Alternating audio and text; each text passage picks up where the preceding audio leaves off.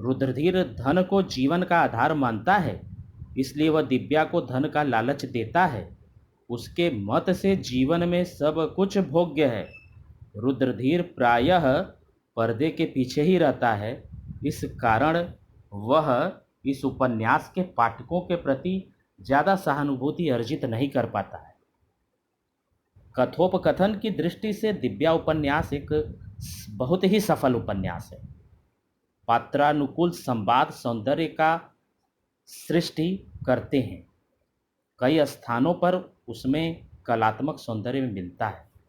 दिव्या पृथ्वीसेन, दिव्या मारिस और दिव्या प्रपितामह के संवाद विशेष रूप से उल्लेखनीय हैं।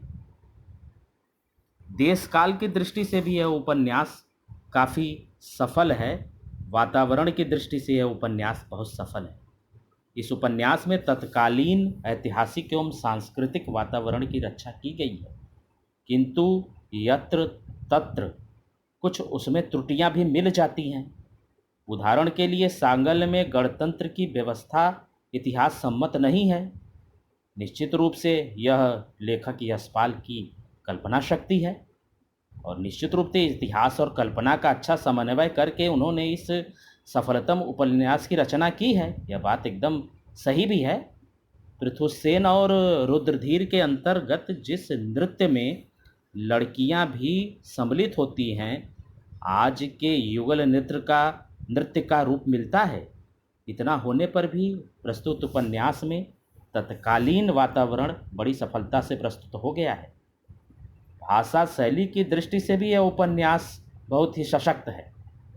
संस्कृत और फारसी के शब्दों का प्रयोग विशेष चमत्कार उत्पन्न करता है। इस उपन्यास के अंदर भाषा में तत्कालीन वातावरण उपस्थित करने की शक्ति समाहित है। स्थान स्थान पर कलात्मक शैली का परिचय देखने को मिलता है। शैली में वर्णनात्मक शैली इस उपन्यास में अधिक है।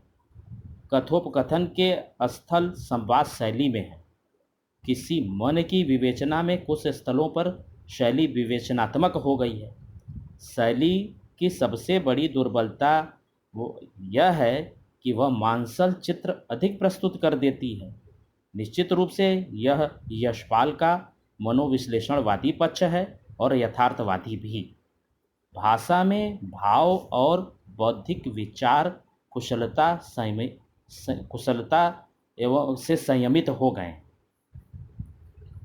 दिव्या के उद्देश्य और संदेश को निश्चित रूप से एक सफल उपन्यासकार के द्वारा ही संभव हो सकता है। दिव्या क्या उद्देश्य देना चाहता है समाज को, दिव्या क्या संदेश देना चाहता है, निश्चित रूप से उसमें उपन्यासकार यशपाल जी सफल रहे हैं। मेरे शब्दों में दिव्या का संदेश यही समझा जा सकता है कि अपने अतीत के सामाजिक अनुभवों के विश्लेषण के आधार पर हम जीवन के अंतर विरोधों को दूर करने का यत्न करें। हमारे अतीत में हमने और अपने विचारों और संस्कारों को किस प्रकार बदला है, श्रेणी संघर्ष किस प्रकार अविराय रूप में समाज की व्यवस्था में परिवर्तित करता आया है, किस प्रकार तर्क विश्वास पर विजय प्राप्त कर रहा है, नारी दमन में रहकर किस प्रकार अपनी भावनाओं को दबा रही है, किस प्रकार असत्य ऊपर हो जा रहा है और सत्य उसके बहुत पीछे चला जा रहा है।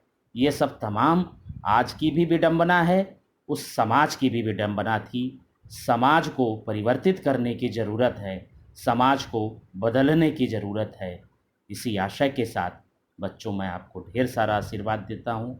अपने समस्त बीए द्वितीय सेमेस्टर के छात्र छात्राओं को यह दिव्या उपन्यास उनके द्वितीय सेमेस्टर के द्वितीय प्रश्न पत्र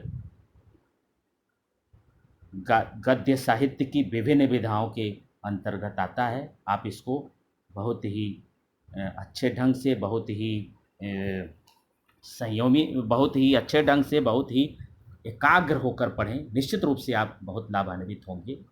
धन्यवाद बच्चों।